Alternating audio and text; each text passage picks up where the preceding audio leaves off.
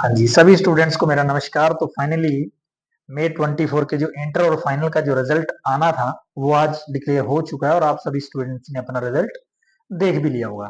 तो कुछ हमारे बच्चे सक्सेसफुल भी हुए हैं, कुछ अनसक्सेसफुल भी हुए हैं। दोनों तरफ की हमारी कहानी हर बार जैसे रहती है वैसे इस बार भी रही है।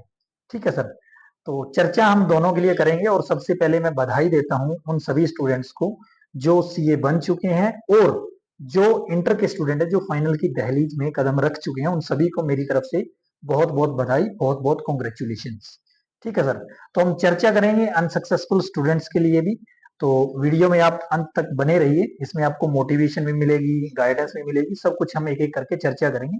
अगर आपका कोई भी क्वेश्चन हो, कोई भी पॉइंट हो, तो आप कमेंट के अंदर अपना पॉइंट दे सकते हैं। ठीक है सर, तो आगे चर्चा को बढ़ाने से पहले मैं आपके साथ थोड़ा सा जो रिजल्ट आया है उसके बारे में, उसकी फिगर्स पे आपका ध्यान लेके आना चाहूंगा। जो आंकड़े निकल कर आए हैं उनके ऊपर हम बात करेंगे।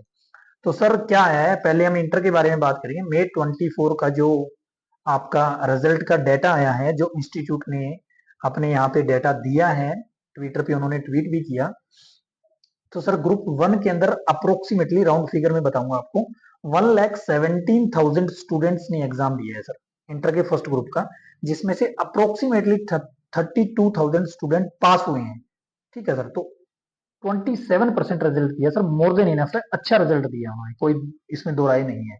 ग्रुप जो सेकंड है आपका, उसके अंदर सर 71,000 स्टूडेंट अप्रोक्सीमेटली आपके एग्जाम में बैठे थे, जिसमें से 13,000 स्टूडेंट आपके पास हो चुके हैं। मतलब अप्रोक्सीमेटली 18% का आपका यहाँ पे रिजल्ट इन्होंने दिया है।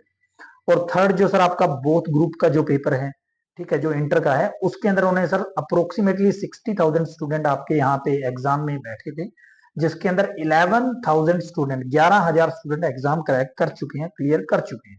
ठीक है सर, 18,000 समथिंग ही इसी का इन्होंने बोथ ग्रुप का रिजल्ट दिया है। अब हम बात करेंगे फाइनल की। फाइनल में भी इन्होंने क्या किया है सर, ग्रुप 1 जो फाइनल का था 75,000 अप्रोक्सीमेटली स्टूडेंट आपके वहां पे बैठे थे एग्जाम के अंदर ग्रुप 1 को देने के लिए, जिसमें से 20 आप थाउजेंड आप बोल सकते हो स्टूडेंट, 21,000 के अप्रोक्स आप बोल सकते हो स्टूडेंट क्लियर हुए हैं। 27,000, 27% सॉरी, 27% अप्रोक्स आपका यहाँ पे रिजल्ट आया है। सर मैं आपको ये राउंड फिगर दे रहा हूँ, फिगर एग्जैक्ट फिगर कुछ और है। मैं आपको जो ये स्क्रीन है वो जब आपको वीडियो मिलेगी तो उसके ऊपर मिल जाएगा, तो आप देख सकते हैं। और मैं लिंक भी इसका ट्वीट का डिस्क्रिप्शन में आपको शेयर कर दूंगा। आंकड़े कुछ हो रहा है, मैं राउंड फिगर में आपको नंबर दे रहा हूँ। ग्रुप 2 जो आपका है वहां पर अप्रोक्सीमेटली 60,000 स्टूडेंट ने पेपर दिया था, जिसमें से 21,000 जो स्टूडेंट है उन्होंने एग्जाम क्रैक किया है, और 36% आपका यहाँ पे इन्होंने रिजल्ट बोला है सर। 36% रिजल्ट मतलब ऑसम, एक्सपेक्टेशन नहीं थी लेकिन बहुत अच्छा रिजल्ट दिया यहाँ पे इन्होंने। और बोथ ग्रुप जो आपका है सर उसका भी 35,000 स्टूडेंट जो थे अप्रोक्सीमेटली आपके बैठे थे, जिसमें से 7,000 स्टूडेंट है उन्होंने एग्जाम क्रैक किया। तो अप्रोक्सीमेटली 19-20% आप रिजल्ट लेके चल सकते हो, उन्होंने बोथ ग्रुप का फाइनल का दिया है। तो सर अगर हम रिजल्ट के आंकड़ों पे जाएं, ठीक है सर, तो मोर देन 15%, मतलब 15 से 20% के बीच में आपका रिजल्ट रहा है, नियर टू 20% आपका रिजल्ट रहा है। तो रिजल्ट के ऊपर कोई क्वेश्चन मार्क नहीं हो सकता।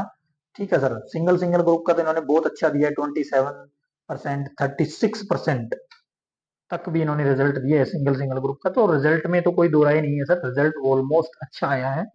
ठीक है, तो अब हम बात करेंगे उन सभी स्टूडेंट्स की जो अनसक्सेसफुल रहे, उसके ऊपर हम थोड़ी सी चर्चा करते हैं। तो सर अनसक्सेसफुल रिजल्ट डिक्लेयर हो गया, अनसक्सेसफुल आप हो गए, तो आपको टेंशन भी हो रही होगी, सर अब मैं क्या करूं, कैसे करूं, किस तरह करूं। सर एक को एक ऑप्शन है, आपको दोबारा बुक्स लेकर बैठना पड़ेगा, आपको दोबारा प्रिपरेशन करनी पड़ेगी, और आपको दोबारा एग्जाम देना पड़ेगा। मतलब आपको अपनी लड़ाई दोबारा लड़नी पड़ेगी। ठीक है सर, ये सबसे पहला पॉइंट है, इसके सिवा आपके पास कोई और ऑप्शन ही नहीं है सर। दूसरा ऑप्शन तो गिव अप का है, तो जो मैं आपको रिकमेंड कभी नहीं करूंगा। तो नेवर गिव अप का यहाँ पर आपको प्रिंसिपल लगाना है, और आपको अपने एग्जाम के लिए यहाँ पे दोबारा प्रिपरेशन के लिए बैठ जाना है। ये तो सबसे पहला पॉइंट निश्चित है सर। आपका मूड कैसे भी हो, किसी भी तरह का हो, मूड मैटर नहीं करता, क्योंकि सर हम इंसान है, इंसान का मन है तो वो आपको परेशान करेगा। तो आपको उस पर नहीं जाना, आपको अपनी मंजिल जो है उस पर फोकस रखना है और आपको अपने माइंड को कंट्रोल में रखना है और प्रिपरेशन के लिए बैठ जाना है सर। ठीक है, ये तो सबसे पहला पॉइंट। अब पॉइंट आता है सर, हम फेल कैसे हुए और ये दोबारा पढ़ने की मोटिवेशन कहां से आए, ये दो मुद्दे बनते हैं। तो सर एक बात बोलना चाहूंगा आपको अपने एक्सपीरियंस से, आप जो भी काम करते हो, कोई भी काम ले लो आप, मैं एग्जाम नहीं बोल रहा, आप जो भी काम करते हो, आपने उस काम के अंदर अपना 100% दिया या नहीं दिया, आपसे बेहतर और कोई नहीं जानता। आपने उस काम को करने के लिए कितनी मेहनत करी या नहीं करी, इस बात का जो ऑनेस्टी है, ऑनेस्टी के साथ जो आंकड़ा कोई दे सकता है, वो आपसे बेहतर और कोई नहीं दे सकता सर, कोई नहीं दे सकता। मैं तो कहता हूं इंस्टीट्यूट का रिजल्ट भी उससे बेहतर आंकड़ा नहीं दे सकता। आपको पहले दिन, जिस दिन आप एग्जाम हॉल से बाहर आते हैं, उसी दिन आपको पता होता है कि सर मेरा रिजल्ट क्या आएगा। तो इट मीन्स आईसीए को ब्लेम नहीं करना चाहिए हमें। ठीक है, क्योंकि सर इसके पीछे रीजन है। अगर आप आईसीए को ब्लेम करोगे तो आप अपनी जो वीकनेस है, जो आपकी कमियां हैं, जो खामियां हैं, उस पर आप कभी फोकस ही नहीं कर पाओगे। बड़ा सिंपल प्रिंसिपल है सर, हमें अपनी कमियों को पहचानना है, सामने वाले की कमियों को नहीं देखना। आईसीआई कोई बोलता है स्लाइसिंग करता है, कोई कहता है रिजल्ट टाइट है, ये देखो सर वो आईसीआई का मैटर है, आईसीआई का रूल है, हम उसको बदल भी नहीं पाएंगे। ठीक है, हमें तो जो सिस्टम है उसके फ्लो के साथ हमें चलना पड़ेगा। लेकिन यहाँ पर पॉइंट आता है कि हमें अपनी कमियों को, हम किस चीज पे फोकस कर सकते हैं सर, हमें अपनी कमियों पे फोकस करना है, आपको अपनी प्रॉब्लम्स पर फोकस करना है। कौन से एरियाज आपके वीक थे, कौन से एरिया की आप प्रिपरेशन अच्छी तरह नहीं कर पाए थे, आपकी प्रिपरेशन अच्छी थी लेकिन हम अटेम्प्ट अच्छा नहीं कर पाए थे क्योंकि आपने पेपर अटेम्प्ट करने की प्रैक्टिस नहीं करी थी, आपका पेपर पूरा अटेम्प्ट नहीं हुआ, या कुछ उस एरिया में से क्वेश्चन आए जहां पर आपकी कमांड नहीं थी, तो सर उस एरिया को स्ट्रोंग करो, उन कंसेप्ट को स्ट्रोंग करो, वही उस पर्टिकुलर समस्या का समाधान है। इंस्टीट्यूट को ब्लेम करना इस समस्या का समाधान नहीं है सर, नहीं है। ठीक है, तो हमें सबसे पहले अपनी कमियां निकालनी पड़ेगी, इस बात पे आप प्लीज फोकस करें, जितने भी स्टूडेंट अनसक्सेसफुल हुए हैं। क्योंकि सर जिस दिन आप एग्जाम से बाहर आते हो, उसी दिन आपको पता होता है कि आपका एग्जाम में क्या स्टेटस था। जो एनालिसिस मैं आपको अब बोल रहा हूं, वो एनालिसिस आपको जिस दिन आपने अपने एग्जाम दे दिए थे उसी दिन करनी चाहिए, ताकि आपके पास जो ग्रेस पीरियड होता है एग्जाम से पहले 1.5-2 महीने का, उसके अंदर आप उस पर्टिकुलर एरियाज पे फोकस कर सकें, उन कमियों पे फोकस कर सकें, और जब तक आपका रिजल्ट आए तब तक आप उन कमियों को निकाल लें। अगर आपका रिजल्ट पॉजिटिव आता है तो वेल एंड गुड है, अगर नहीं आता है तो you are ready for that.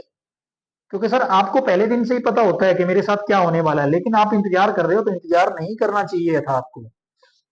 ठीक है, तो ये उन सभी स्टूडेंट्स के लिए जो आप आगे एग्जाम देंगे, उसके लिए आपके लिए बहुत ज्यादा इंपॉर्टेंट है। और अभी की जो सिचुएशन है सर, नर्वस होने की जरूरत नहीं है, कोई दिक्कत नहीं है। आप अपनी कमियों को देखो, अगर आपकी कमी की वजह से आप फेल हुए हो तो सर आपका नर्वस होने का कोई हक नहीं बनता, आपको मतलब मेंटली स्ट्रेस लेने का कोई हक नहीं बनता, और आपको ये हक चाहिए भी नहीं सर हमें, आपको इसको छोड़ देना चाहिए। ठीक है सर। हाँ, 2%, 3%, 1% स्टूडेंट्स के साथ मैं ये मान सकता हूं कि उनकी जो एस्टिमेट था अकॉर्डिंग टू दैट आपका रिजल्ट नहीं आया। मेरे साथ भी हुआ था, जब मैंने इंटर के एग्जाम दिए थे सेकंड ग्रुप के, सर मेरे 146 मार्क्स आए थे, सभी एग्जाम में पास पास हुआ था, अच्छे मार्क्स से पास हुआ था, लेकिन एग्रीगेट में मैं रहा सिर्फ 4 नंबर से, जो एक्सपेक्टेड नहीं था। 2-3 नंबर से जो स्टूडेंट फेल हो रहे हैं वो एक्सपेक्टेड नहीं है सर। जो 10 नंबर से, 15 नंबर से, 20 नंबर से जो फेल हो रहे हैं, उन स्टूडेंट को पहले दिन से ही पता होता है। ठीक है सर, तो आप क्यों इंस्टीट्यूट को आप ब्लेम करेंगे सर, और आइडली आपको ब्लेम करना भी नहीं चाहिए। अगर आपको अपने नेक्स्ट एग्जाम में बेहतर करना है, अगर आपको अपने नेक्स्ट पेपर में, नेक्स्ट अटेम्प्ट में अच्छा करना है, तो आपको पॉजिटिव माइंडसेट रखना पड़ेगा। सर हाँ, मैं ही कहीं गलत था, कहीं ना कहीं मेरी कमी रही होगी उस पर्टिकुलर एग्जाम में, ठीक है, तो मैं वहां पे फेल हुआ। तो सर इसको आपको अपनी गलती को मानना पड़ेगा। अगर आप अपनी गलती को नहीं मानोगे, या इंस्टीट्यूट को ब्लेम करोगे, या टीचर को ब्लेम करोगे, या अपनी कंडीशंस को ब्लेम करोगे, तो समस्या है सर, तो वो आपके लिए समस्या बनी रहेगी। आप अगले अटेम्प्ट में भी उस समस्या का समाधान नहीं कर पाएंगे, मैं आपको लिख के दे सकता हूं ये बात। आपको अपने मन को स्ट्रोंग करना होगा, आपको अपने माइंड को स्ट्रोंग करना होगा, आपको अपनी कमियां निकालनी पड़ेगी, उनको आइडेंटिफाई करो। जहां जहां समस्या है आपकी, एग्जाम को अटेम्प्ट करने की समस्या है, उस पर फोकस रखिए। आपके कुछ एरिया, कुछ कंसेप्ट वीक हैं, उन पर्टिकुलर एरिया की ज्यादा रिवीजन करें, उनको अच्छी तरह क्लैरिफाई करें, अपने फ्रेंड्स से डिस्कस करें। ठीक है सर। अगर कहीं पे कोई कंडीशन, जो एनवायरनमेंट जिसमें आप स्टडी कर रहे हैं वो अच्छा नहीं है, तो एनवायरनमेंट को चेंज करिए। कोई ऑप्शन नहीं है हमारे पास, हमारा एक को एक ऑब्जेक्टिव होना चाहिए, दैट इज द एग्जाम। हमें एग्जाम क्रैक करना है सर। उसके लिए हमें जो कुछ करना पड़ेगा हम करेंगे, जो भी पॉजिटिव चीज हमें करनी पड़ेगी वो सब चीजें हम करेंगे। तो गाइज, ये मेरी तरफ से एक आपको छोटी सी मोटिवेशन थी। और जो सर मोटिवेशन है वो कहीं से भी बाहर से मैंने आपको ज्ञान दे दिया, ये ज्ञान आपके लिए 10-15 दिन, 2 दिन, 3 दिन वर्क कर सकता है, उससे ज्यादा वर्क नहीं करेगा। रियल मोटिवेशन जो है वो आपके अंदर है। जब तक आप अपने अंदर से मोटिवेट नहीं होंगे तब तक आपको कोई मोटिवेशन नहीं दे सकता। तो इसलिए किसी दूसरे की मोटिवेशन का आप इंतजार ना करें, ये मेरी आपसे रिक्वेस्ट है। सेल्फ मोटिवेटर बने, अच्छे मोटिवेटर बने, अपनी कमियों को रिकॉग्नाइज करना सीखें, अपनी कमियों को रिकॉग्नाइज करना सीखें, अच्छी चीजें पढ़ें, पॉजिटिव चीजें पढ़ें, पॉजिटिव लोगों को सुने। ठीक है सर। सुनने से, पढ़ने से और देखने से, पॉजिटिविटी वाली चीजें देखें जो आपको मोटिवेट करें एक अपने उस पर्टिकुलर ऑब्जेक्टिव को अचीव करने के लिए। जैसे कि यहाँ पे आपका ऑब्जेक्टिव एग्जाम को क्रैक करना है सर, तो आपको करना पड़ेगा, कोई ऑप्शन नहीं है। मैं भी, जो मेरा एस्टिमेट नहीं था, मैं फेल हुआ, फिर मैंने दोबारा अपने री अटेम्प्ट किया और उस री अटेम्प्ट के अंदर क्रैक हो गया एग्जाम। सर प्रॉब्लम आएगी, काम करेंगे तो समस्या तो आएगी ना सर, किसके सामने नहीं आएगी। भगवान कृष्ण देव वो खुद कहते हैं मैं भगवान हूं, उनके सामने समस्या नहीं आई क्या? उनके सामने भी समस्या आई है। तो सर समस्या अगर सामने आ जाए तो उसका मतलब ये तो नहीं है कि हम समस्या को लेके बैठ जाएं। आपको समस्या को लेके नहीं बैठना है, आपको समस्या को देखना है, उस समस्या का आपको सॉल्यूशन ढूंढना है। सॉल्यूशन कहाँ होगा सर? कहाँ कहाँ पर हम लैक कर रहे हैं, लैकिंग करते हैं, या हमने लैक किया है अपने लास्ट एग्जाम में, कहाँ कहाँ पर प्रॉब्लम्स थी, आपको उनको आइडेंटिफाई करना है और प्रॉब्लम को फिक्स करना है। That is the only solution. Problem को लेकर आप बैठ गए हो, वो सॉल्यूशन नहीं है। उस पर्टिकुलर प्रॉब्लम का जो रियल सॉल्यूशन है वो ये होगा सर कि हमें उस प्रॉब्लम का रेजोल्यूशन ढूंढना पड़ेगा, उस समस्या का समाधान ढूंढना पड़ेगा, वो आपको आइडेंटिफाई करना। अब आपकी क्या प्रॉब्लम है वो आपसे बेहतर और कोई नहीं जानता सर। ना मैं जानता हूं, ना आपके फादर साहब जानते हैं, ना आपकी माता जी जानती हैं, ना आपका कोई कलीग जानता है, ना इवन आपका फ्रेंड भी नहीं जानता होगा। आप अपनी सच्चाई से वाकिफ हो तो सबसे पहले अपने साथ ईमानदार बने और अपने एग्जाम की प्रिपरेशन के लिए बैठ जाएं डटकर। और अगली बार ये संकल्प करें कि सर इस बार हम एग्जाम को क्रैक करके ही मानेंगे, चाहे हमें कितनी ही मेहनत क्यों ना करनी पड़े।